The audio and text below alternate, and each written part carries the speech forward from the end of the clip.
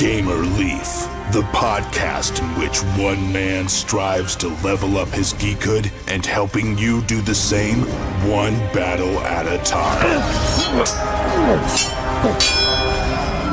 Now, let's get geeky with Gamer Leaf.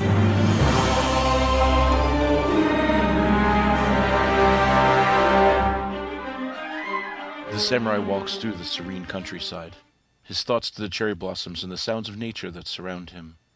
His stride measured and graceful, for every motion a study of the path he has chosen, both physical and spiritual. Strength in step and intent in direction. Mastery in the art of the sword is achieved by practice, and everything can become part in the study. Even a fine walk on a lovely day, he can hear the music of the stream as he arrives at the bridge he has chosen to cross the brook by. He placed one foot upon the bridge, and at the same time the sound of another foot, coming to a less graceful stop on the other side of the same. He walks up the arch of the bridge, to see the actions of the stranger mirror his own. The width of the bridge would allow passage of both, if both stepped aside as they passed. This did not look to be the case in the demeanor of this traveler. The samurai took measure of the man, who seemed unyielding to polite travel, his armor complete, functional, but untended in its fine details, his stance strong, ready to spring but shifting subtly, denoting a hidden nervousness. One hand on his saya holding his katana scabbard, ready to draw, but his right hand calm at his side. His eyes held a storm of arrogance. There was no thought to yield to any traveler he met this way. On the contrary, once the samurai saw the defiance in his countenance, he surmised he might be one of the banded Ronin that awaits unwary travelers to challenge and abuse. Our samurai nods unspoken to see if the Ronin will allow this to pass without event. The brigand's thumb pushes the sword out of his saya by the merest fraction, ready to draw. The samurai nods once more, hoping that he need not kill to divert this man from this dishonorable path. But the Ronin's actions are his destiny. The sound of two blades drawn, silencing the forest, a flash of silver, wind, and rain. In the end, only one crosses the bridge this day. Does that sound familiar to you guys? It didn't to me neither, but this is a story of Lexicons of Dueling Japanese Katana, a new game on Kickstarter, and we're lucky enough to have on William, the creator and mastermind behind this game. Is that correct, William? Is that how you fall into line with this? Yes. It was created by, the idea was Damian Charpentier, friend of mine in Egypt, and I'm the game engine designer and graphic artist, and basically I've been running with it for quite a few years. Okay, well, thanks for coming on Getting Geeky with Gamer Life. We really appreciate it, William. It's glad to be here. Cool. So let's rewind a little bit if we could. Not too far back, unless you were born into tabletop board gaming and card games. How did you get started into tabletop board gaming? Do you play board games and card games, or just card games? Well, I was pretty much born into tabletop board games and card games. My family played everything, and from all the way from every Milton Bradley game, everything.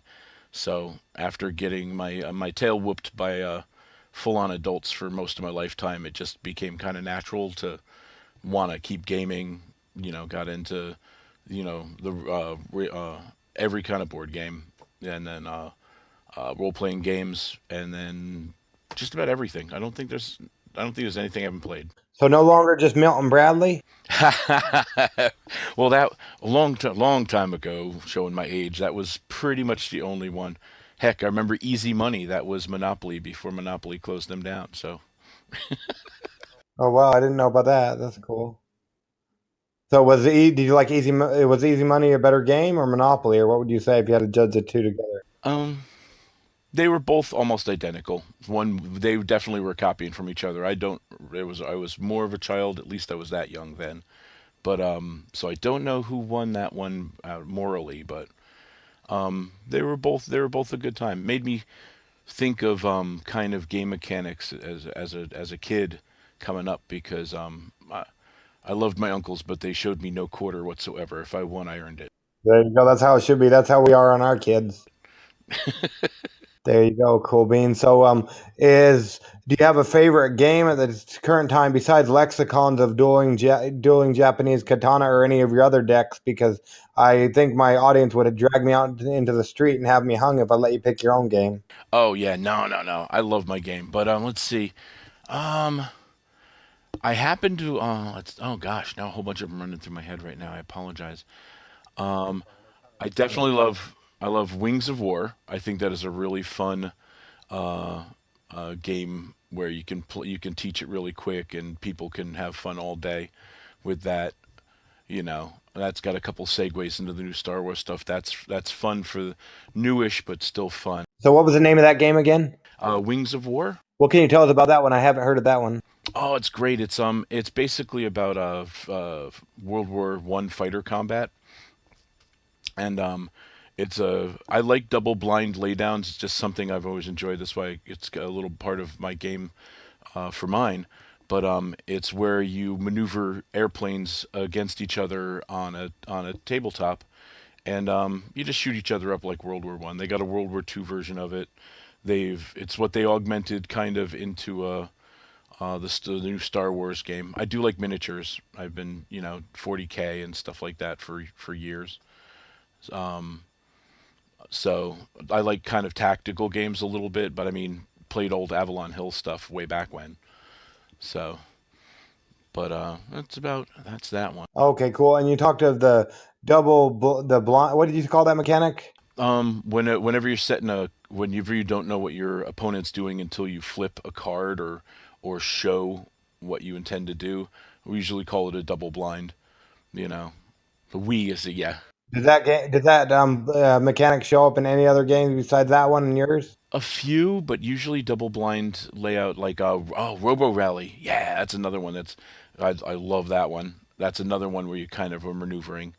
Um, Golly, I wish I had quizzed myself on a bunch of games because you got like yeah you have like 100 of them. Because I have a whole rack of them. Like you have Settlers of Catan, awesome. You know, Carcassonne, excellent. Anything that keeps people busy. I did get into very much into the Battlestar Galactica game that came out. That was really cool. Very long learn game mechanic, but once you got it, you could set it up and play it. We played it for months on end once we learned it as a group. Well, there you go. So, do you have a favorite game mechanic, or is it pretty much a double blind thing? I like simple. Any game mechanic which is simple, like, oh golly.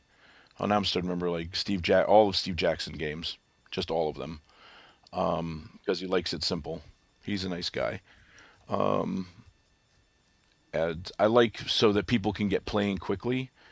That's my favorite thing because when you have to spend say 2 hours just to learn the game mechanic, that's an evening.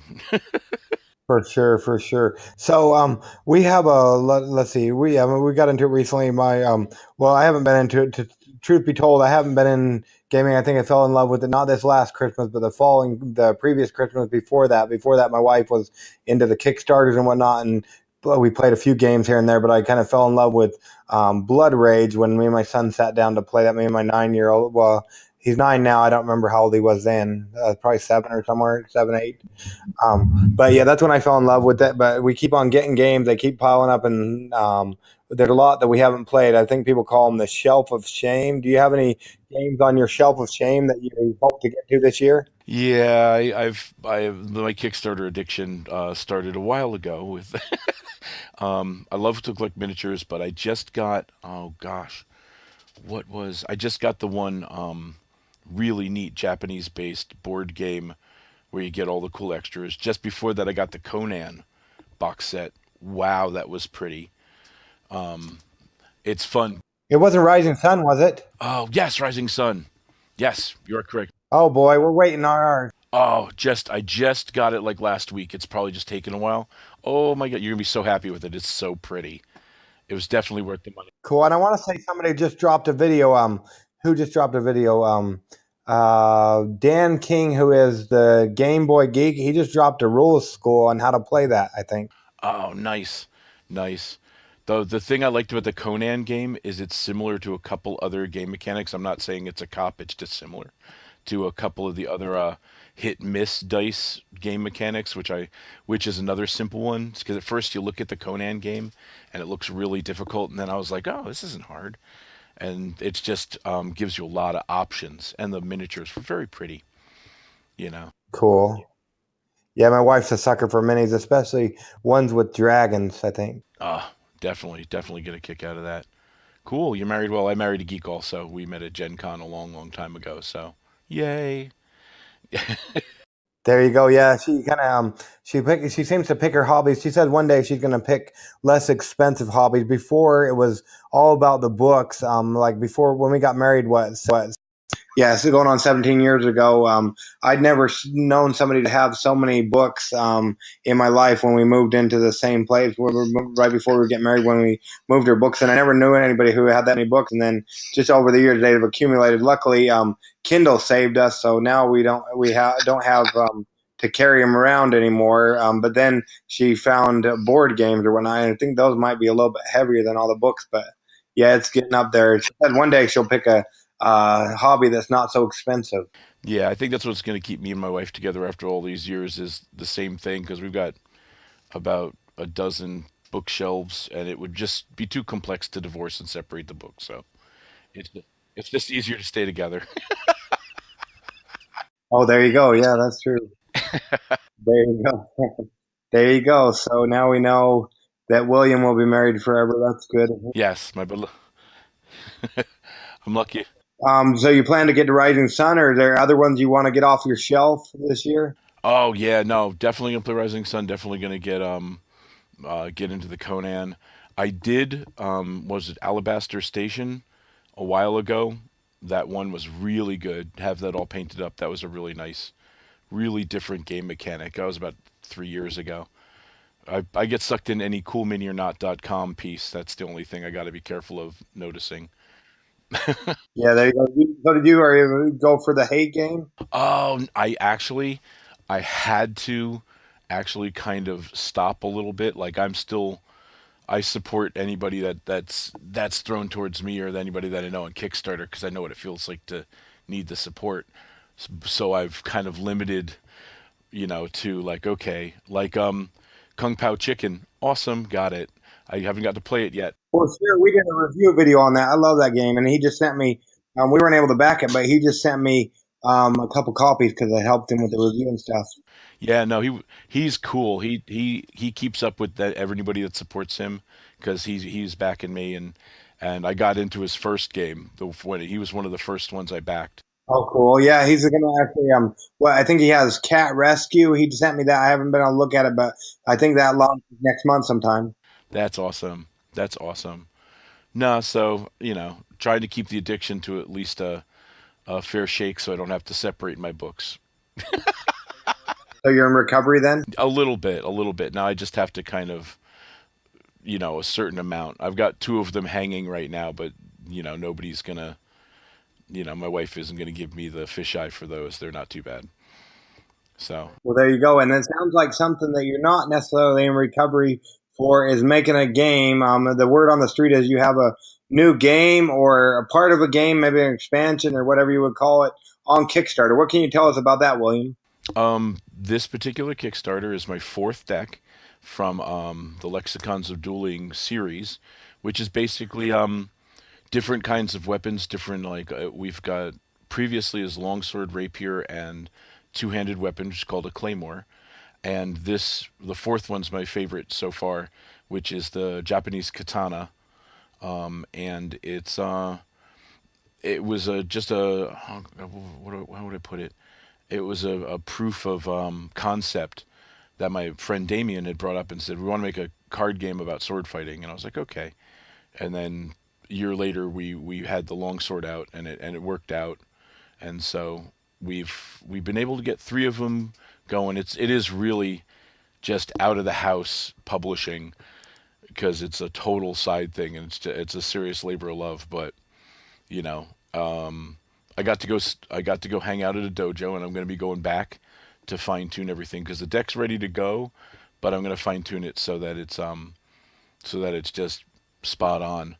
I get to go to I hope I pronounce this right, Iaido dojo, which is the art of the draw, and so it's just such a beautiful form, for the katana. So it was really cool to hang out there and just look and study and talk to the teachers, and they got a kick out of what I was doing with it, because they were like, "Wow, you kind of are."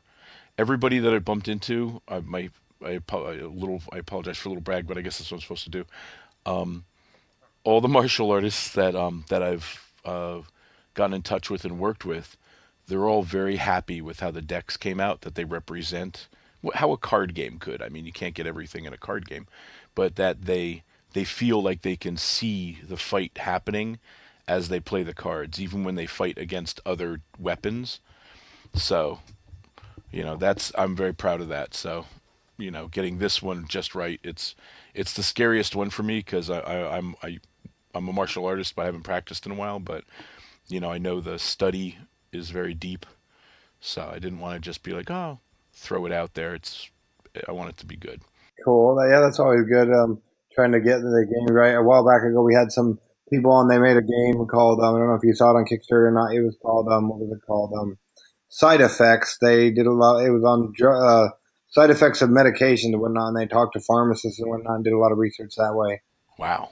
Yeah, it was a fun card game. So let's see here, or from what I heard, I never got to play it, but so with this one, because we got a copy, we'll probably have a review coming this next week, coming up here pretty soon. But we didn't get to play the Japanese Katana one, but we got to look at the other ones. Now are they martial arts as well? Because I think I saw a Scottish weapon and an English weapon. Is that correct? Yep. Well, the longsword is it's the first one we did. It was a basic slashing weapon.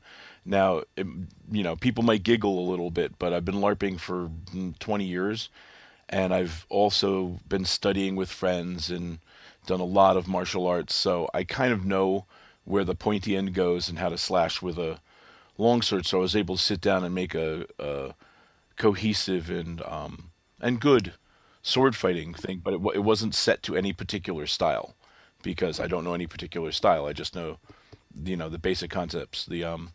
I do know two people that studied rapier and epee, and I merged them a little bit to get kind of a crisscross for the rapier, so that's how I got those in, kind of things. And same with my roommate happened to be a swordsman for the two-handed sword. So each one, it's not a collectible card game, it's a collectible deck game, and once you have a deck, you have the whole form. So they can fight each other, they can fight same weapons or against different weapons, and you can actually fight in a big scrum, which is very fun, and it's all the same rules. Now, how are the decks different? Do they look different, or not? How are they different? Visually and mechanically, they just at first view, the design won't look differently, because it's a body form on one side, and the other side just a blank with the logo. But on the flip side, when you see each of the decks laid out with the damage side or form sides face up, you'll see a lot of differences on how the damage is applied to the areas of the body, and that's what goes against your opponent's same card in the same location. Each one has different effects. Like the longsword is slashing.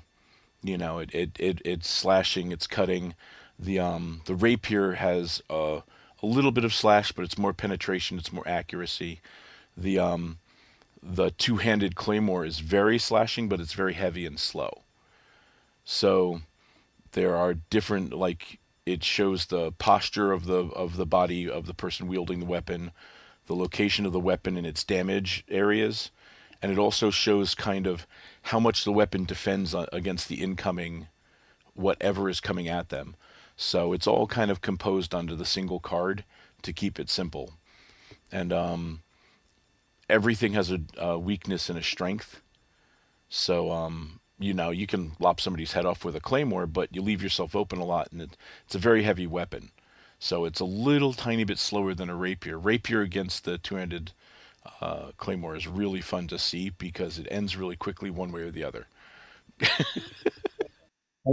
Cool. And which one is which? Because I know one was Scottish and one's English, and I want to say one was French. Which weapon goes with which? It's the English longsword, the French rapier, which kind of is mixed a little bit with the Italian stylings, but it's the French rapier, and then it's the Scottish claymore.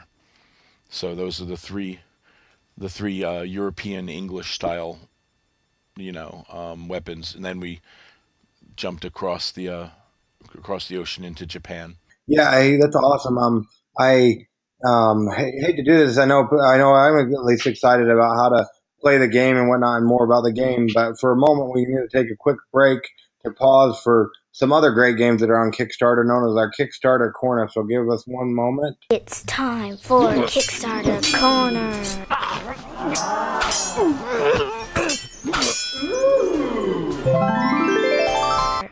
To begin now. You heard her correctly. It is time for Kickstarter Corner. What do you think about that new introduction music? Let us know so we can know if we need to tweak it or if you guys like it or don't like it. Let us know. Send us an email at gamerleaf@gamerleafgo.com, or the best way to contact us is always through Facebook Messenger. Either me, Getting Geeky with Gamerleaf, you can search that, or Blake Leafdy, who is my personal account. Either way works. Now on with our Kickstarter Corner. We've got, first off, let's see here. We've got Dungeons of Infinity. Dungeons of Infinity is a board game for 1 to 5 players. It features random dungeon creation, solo, co-op, competitive, or story mode. We got the chance to play this game, and it is a beauty. Actually, the art's changed since we played it, but it was really fun. We didn't get very much chance, and I can't wait to play it again, hopefully. But yeah, it was really fun.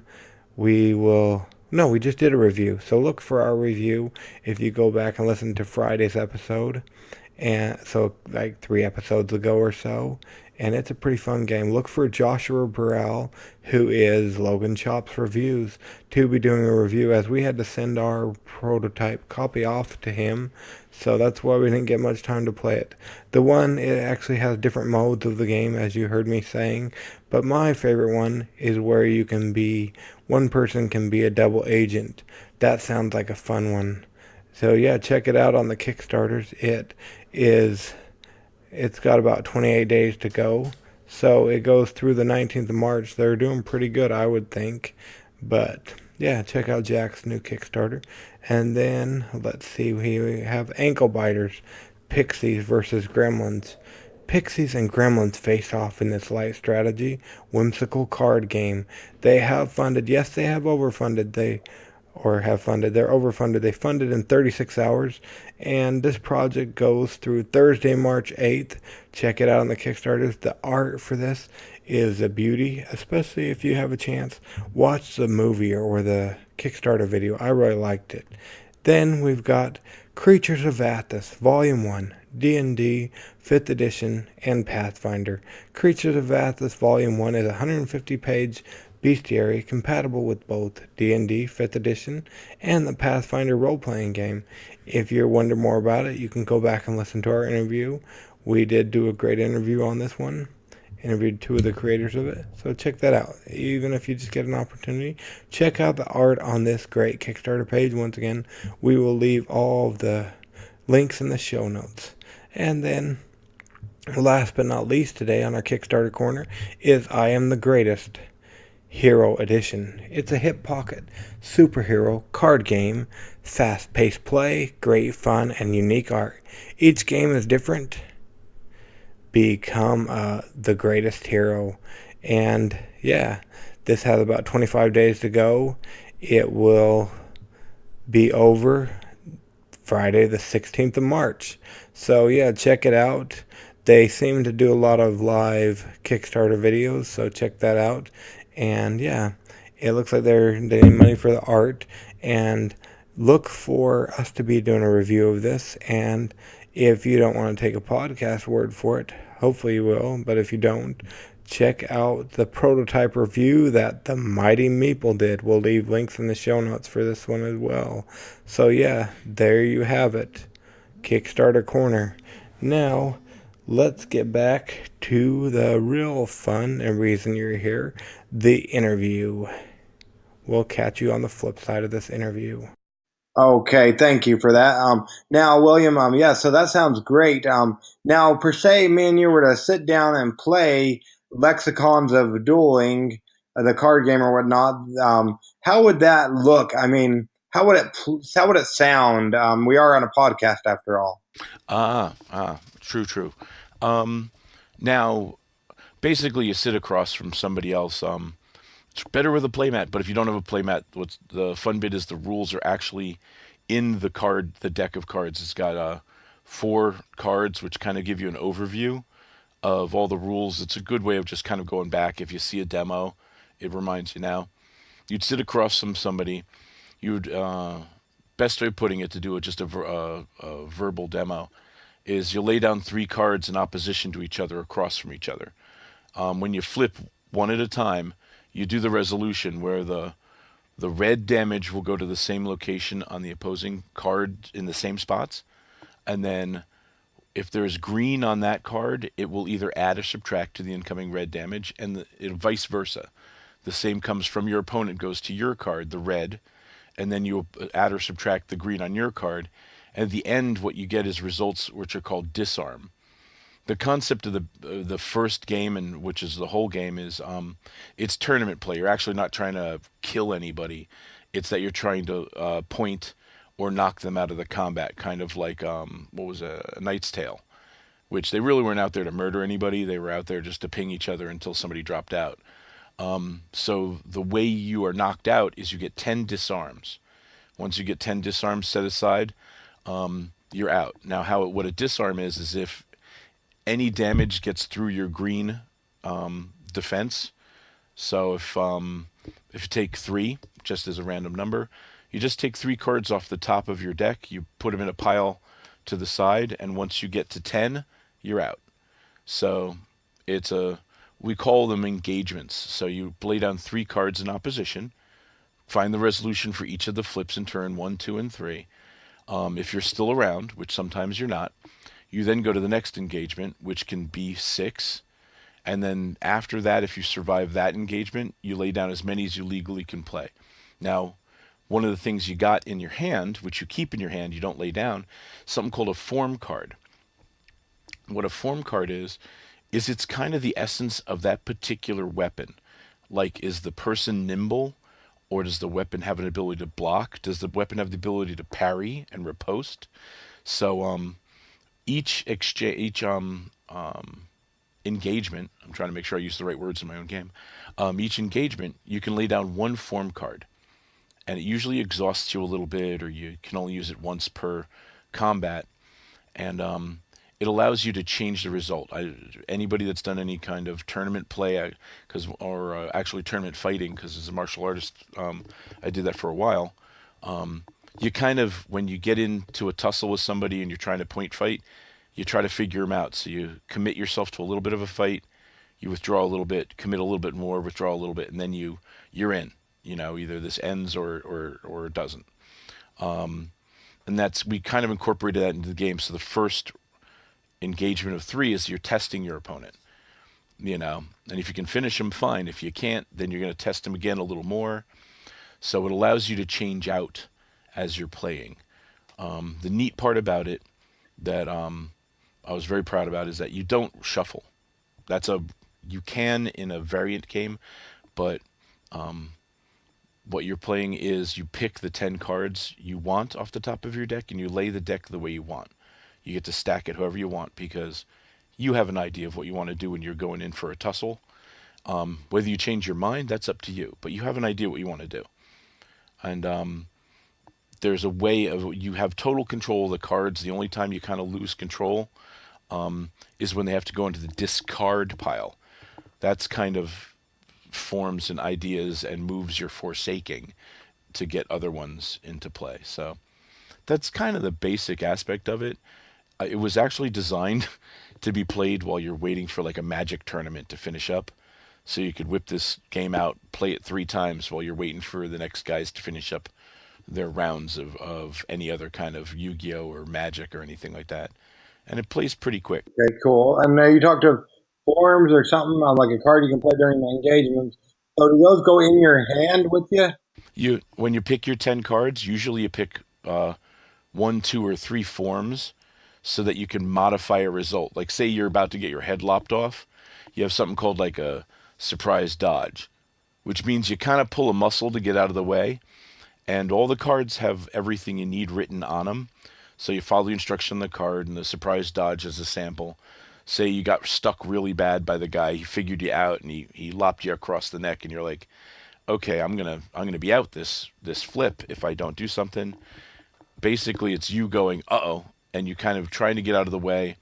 Like a long sword and a rapier, they are nimble enough that if they see something coming, the weight of the weapon doesn't drag them. They can actually contort themselves or move to get out of the way of something, and it becomes, instead of however many disarms it was going to be, it becomes 1, which is written on the card, and you put that card in the disarm pile to pay for it. So it's still exhausting. So you can't do it every single time, because sooner or later you're just going to be exhausted and you'll be out by 10 disarms just from pulling muscles. So there's ways of parrying, there's ways of making it so you withdraw from the fight, both of you. It depends on, part of the tactics is, even though it's double blind, you're kind of I heard one person mention, well, I feel like I'm swinging blind. I'm like, but the thing I would tell them was, you kind of are at first, and then you begin to figure out how your opponent plays. It's meant to be very interactive with the person you're playing with, so you're trying to figure them out, you know. For sure, yeah, I really enjoyed it. It was pretty fun.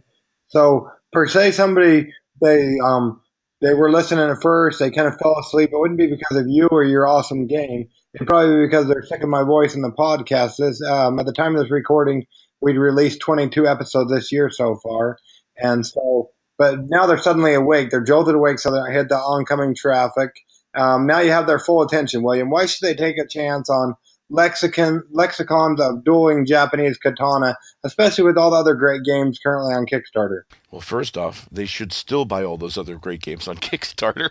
And my game is 1. You can get in and get 2 decks for you and a friend for $25. And it adds up really quick. The quality is beautiful. You got instructions. I apologize for the cough. We're throwing an instruction book in with every one of the pledges above $1. And the cool bit is what I really am proud of is, if anybody's kind of a fan of any kind of the anime, manga, cosplay stuff, I got to work this year with Yaya Han, and one of the playmats that got painted by Leslie Casilli. Beautiful, and it's just so gorgeous. So if you happen to be a playmat addict, you can get a whole lot of stuff for very little, in comparison to what you're getting. Even given out now, the cool bit is I like to, one of the biggest reasons why I'm proud of what I'm trying to include is, I like to do a lot of community assemblage of artists. Like, people go, why you put a CD in there? What's weird with what? That's kind of weird. And it's like, well, one, people that pitch in a whole bunch of money, I want them to get a ton of stuff out. And everyone's really happy with the idea they get a theme song out of it written by somebody that does a really good, one of my composing friends. And she's just doing it for a song for me. So it doesn't add a whole lot to the whole pitch, but it does add a lot to what they get in their package. So you can get 2 decks, a rule book, and actually what's cool is if we get over the exact $1 over the finish, and of course it's when my throat gets dry, $1 over the finish, and actually everybody's going to be getting 3 decks. So superior value, really nice game. You'll be able to buy back into the other games if we get clear of it. It is fast. Have not bumped into anybody that has played it and said, I don't like it. If they're a board gamer, if they like swords, if they like anything even remotely involved with it, they've been very happy because they feel they get a really good value for what they're getting out of it. And what's neat is, as we go up, the more people that get involved in it, the more stuff we throw in. And the artists that we're using this year are actually artists that work with the Pathfinder game. I was really excited because it was right in the affordability zone.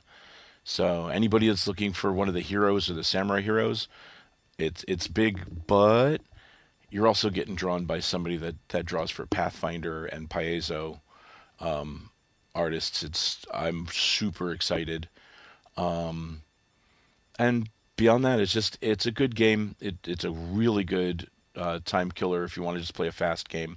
That was one of the guys that's been with all of them. He's just like he loves showing it to his friends because they can play it in 10 minutes, and they can play it 20 times if they want, or they can just kill a little time, play it, and they just have a good time. So, and you really feel like you're doing the fight. Most people are like, I can really imagine this happening. So. Cool. Yeah. Now tell me more about this playmat. I know I was watching your what is it? I think it was one of your previous Kickstarter videos, like a how to play on one of the previous ones.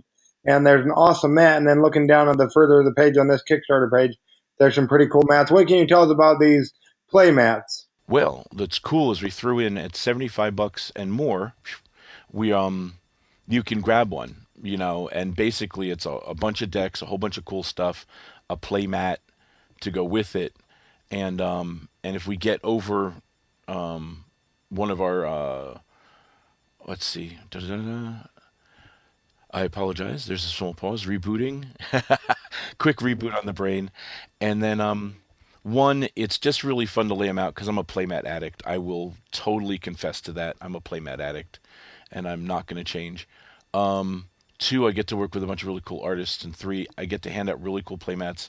That what they do, what's the best part about the playmats is they butt up against each other, head to head, and it gives you a really nice feel for the laydown of everything. It shows you where the decks go, where the laydown goes, the directions, where to place everything, a little pile for disarm.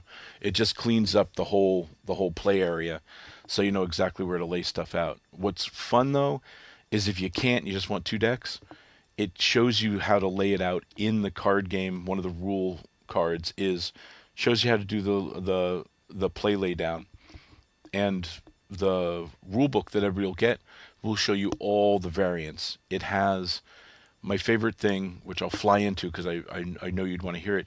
There's like 8 or 9 variants to the game on how to play and how to do different things, and there's even like there's even nothing terrifying, but a little bit in the 21 and above, but nothing rude that you'd have to worry about mentioning on a podcast. But in the rule book, it's a sectioned area where you can just tear it out if you're gonna hand your kids the rule book. So if you're just like, I don't want to tell them how to play a drinking game, you could just tear it out. So, but it's not my fault. It was one of the models was like, we have to have these 2 different formats, and I was like, okay for you, but we have to make sure we could tear it out for family shelves. Well, there you go. Cool beans. So yeah, that's awesome. So we'll make sure we leave everything in the show notes so they can find it, so they won't have to type it out, but they can just click the link or whatnot. Now, I know we'll be dropping a review next week. Do you have any other reviewers review any of these games, like any YouTubers or anybody where else they can find it besides just taking your word for it? Oh, you were my guy. We do have Board Game Geek. Has our original one up, and my Damian out of Egypt just posted the rest of them up, so that we might be getting some more reviews. But we got a 7.5 on Board Game Geek for the people that were up there, so I was pretty happy with that. That's not bad for out of house game. Yeah, that's pretty cool. And like I said, we'll hopefully we'll have our review up for you next week because yeah, this is an awesome game. So yeah, that's really cool. So make sure you go ahead and at least check it out on the Kickstarters or whatnot. And it looks like you have at the time of recording, at least you have a couple weeks left. You go through the Saturday the 3rd of March. Is that right? Yes, sir. Yes, sir. We're over halfway, so I'm pretty pumped. It would be nice to get a little bit of an uptick and some momentum, but I'm pretty pleased with over half. There you go. Yeah, that's pretty good. Cool. And yeah, this looks awesome. So yeah, and I don't know if you've listened to any of our other podcasts, but the next section on it is called Adventures in Application Acquisition, where we talk about an app, be it for your cell phone, tablet, computer, or video game. It doesn't even necessarily have to be related to board games. A while back ago, we had somebody on who had an app that you can take a picture of anything and it'll tell you whether or not it's a hot dog. Do you have an app you use a lot of? That made the entire interview worth it just to hear that statement. Glad we could make the night. That's that's cool. Yeah, so do you have an app you use a lot of that we can talk about for a moment, William? Oh, let's see. Well, hold on. Let me crack open my ancient iPhone. Actually, let's see. I've been playing oh gosh. Problem is mine are mostly games. It's what gets my brain going. Oh, they can be games too. We've had anything. Yeah, my son likes to do his iPad games on here, and yeah, just it can be anything really. I've been doing Elder Scrolls Legends. That one I enjoy. What can you tell us about it, William? Oh, it's an interesting card game. It's Elder Scrolls. If you're kind of a Elder Scrolls fanatic, it's just really cool. And now I just pressed the button and found out I have to update it. And the other one is just because I'm an anime freak. Goddess Kiss. It's very cute. It's very cute, very manga. Without getting too strange. How some of the anime things they get a little bit strange, and I wind up going and delete it. You know. This one's not. This one's just nerdy and geeky and battle suits. So it's pretty cool. So is it an anime game? My wife and kids have recently got into the manga and the anime. Is it a game or a video or a book you read or what is it exactly? Yeah, the let's see, the Goddess Kiss. I would probably have your wife play it because it might be just a little bit saucy for if she likes anime and manga. It's not offensive, but it would be a little more on the side of that. But she probably wouldn't mind it. She probably if she's like the anime manga, it's just the battle suits make it all worth it. And the Elder Scrolls is another card game, which is just about fighting opponents. It's very magic-like, but not with exactly the same stuff going on. So it's not a total copy. So are these and these are? I imagine these are both on iOS and Android. I imagine. Yes, sir. Cool. Is there a cost for either of them? Do you know? They can. They can be a pay to play, but you can play it for free. It just takes longer to get places, but the one for not having to pay, Legends, is the best one for just playing without having to pay. They do a nice job of making you not have to pay to win. That's always nice, cool, especially when you have kids on the apps, and so if they have those, what do you call it, where you have to buy the extra content and whatnot. Yeah, or you don't stand a chance if you don't. Yeah, that always gets me. For sure. So if you own the right to either of these applications, what would be one thing you would do to fix them or make them better apps, William? Let's see. For Goddess Kiss, I would probably have them reduce some of the in-game costs for some of the things. I've been playing it for about a year. For Legends, it's pretty well balanced, actually. Nothing comes to mind to fix it. It's an entertaining gameplay, and they keep refreshing it, so it doesn't stale out. So that one's pretty solid. Well, there you go. So we try to make a green podcast. So if the creators or people who have anything to do with, you call it Goddess Kiss? Yeah, Goddess Kiss. Yeah, so if any of the creators or anybody's ever listening and has any poll or whatnot, if they ever hear about this, you heard it here first on Getting Geeky with Game Relief, what William would do to make it a little bit better. There you go. Cool. Now, so yeah, we don't want to keep you all night, William, but minus coming to your hometown to stalk you, how would people go out about finding out about you or upcoming decks or other upcoming stuff you might have going on? Now that would be my regrettable honesty of all the things I'm able to get going with this is my website is lame. So the best thing to do is find me through Facebook, and if you write Lexicons of Dueling, several Facebook pages will come up. One of them will be the live action role playing version I have of it, which is a Fey Court LARP. It's a whole other thing. When I go to sell that on, I'll give you a holler to do another podcast on it. But you can find Lexicons of Dueling if you need to contact, ask questions, get me an email, and I'm just trying to strangle my actual website so that I can get sales and stuff through it, because it's tough running a business on the side when you're doing a full-time job and everything else. I have to agree with you. Like we, back in August, we started doing 3 episodes a week and whatnot, and I think 95% of the time we do that, if not more. And yeah, it's pretty rough. I agree with you. Yep, but it's fun. It's worth it. It's definitely a labor of love. For sure, for sure. And I want to say there's some group. Is there a group as well? Like, I want to say there's a Lexicon of Dueling Facebook group. Is that correct? Yes, there is. Yes, there is. Easiest way to get in touch, and me or even my friend Damian from Egypt can touch base. If anybody needs to know something, we'll give you a holler. Okay, cool. That's awesome. So yeah, well, like I said, we'll make sure we leave the links in the show notes and whatnot. And yeah, so that's awesome. So yeah, we'll let you go. Like I said, we don't want to keep you all night, but we really appreciate you coming on Getting Geeky with Gamer Leaf with us tonight, William. Been a real pleasure to be here, sir. Thank you. Hopefully y'all enjoyed that interview. I know I did. And the game is fun too. We'll have a review coming to you shortly. Hopefully this Friday, if not sooner. But yeah, this has been Getting Geeky with Gamer Leaf. You know where to catch us. You can go to Facebook look up Getting Geeky with Gamer Leaf, or you can go to our website, gamerleafgo.com, kind of like Pokemon Go, but gamerleafgo.com. Do you want to hear your game on here? Go ahead and send us a Facebook message through Facebook Messenger, either at Gamer Leaf, Getting Geeky with Gamer Leaf, like I said, or Blake Leaf T, or send us an email at gamerleafgo.com. Like I said, almost like Pokemon Go, but Gamerleaf Go. And if nothing else, if you don't need anything else from us, we can always use reviews on the iTunes and tell your friends about us. And if you don't need anything else from us, go ahead and get geeky, stay geeky, and bring others to the geek fold. And we will catch you all on the, you guessed it, flip side. Gamer Leaf out.